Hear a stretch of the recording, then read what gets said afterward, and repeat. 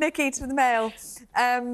Words such as mother and father are oppressive and should be avoided. Listen, I'm very woke, I'm very left-wing, and I'm very much about gender-neutral language in some arenas. But this is Scotland's International Development Alliance, which has said that there's a language guide being published for the organisation, and words that are problematic are girls, guys, mother and father. Now, as a mum, I don't want to be called anything else but a mum in reference to my child. Yes. It doesn't make any sense to me that if it's a term I use that I'm comfortable with, somebody else would feel the need to erase it in a way. And so I just think this is really a waste of money. Well, this is also, there's this phrase, foreign aid. Apparently that's paternalistic and we should now use social development finance. Oh, for goodness sake. This is all your fault. This is the world of woke that you've invented. Well, this is why I'm criticising it now, because, you know, it's obviously gone too far. Woke's gone mad and all the rest of it. So here I am, saying that there's nothing wrong with it. And also, prescriptivism in language never works.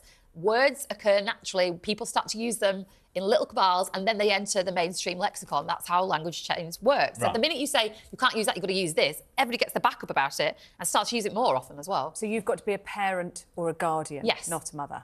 But I just find that offensive because as a mum, there's some things that only I can do as a woman with my child, you know. And your child's not going to say hello, parent. No, she's not, exactly. I'm definitely not parent to her. No. Charlie, trigger warnings in the theatre. Everything has gone very woke indeed. You can't even go to the theatre now because you might be triggered and you have to have warnings.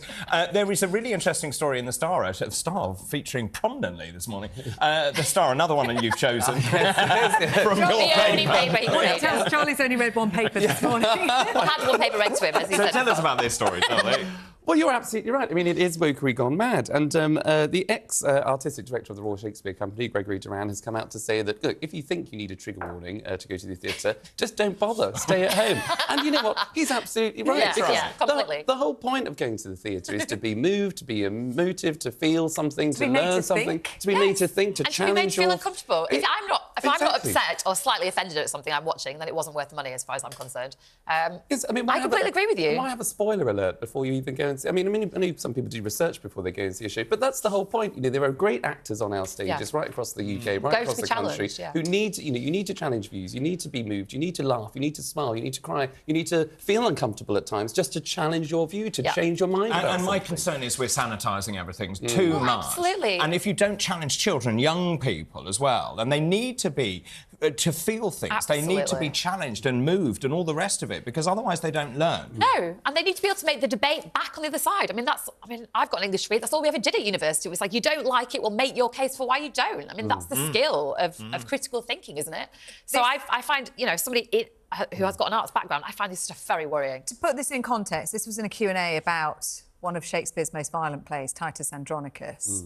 It does feature scenes of rape, violence and mutilation. Sure. But what he's saying, Gregory Duran is saying he hates the warnings ahead of a play that there may be scenes of violence that might upset or somebody. as Charlie says, they give you a spoiler and it actually tells you the plot half the time.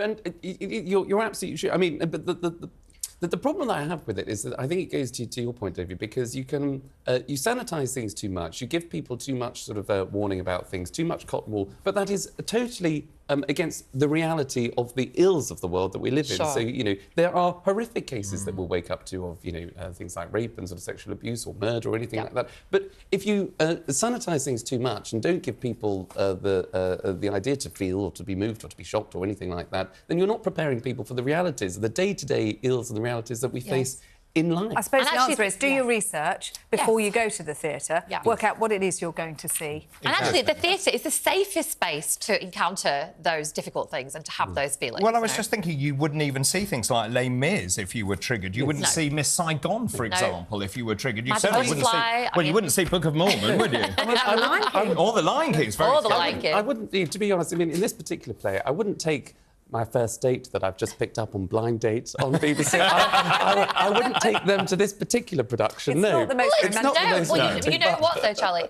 Dating research says that actually, if you can, you should take somebody to something they're afraid of, because the adrenaline rush and the endorphins they get from being afraid can be transmuted to you and increases their attraction to you. You can put your arm around them to make them feel more comfortable. I'm not sure that I want to be scared into... So your other half is so frightened. Yes, they jump into your arms. Exactly. Oh, brilliant.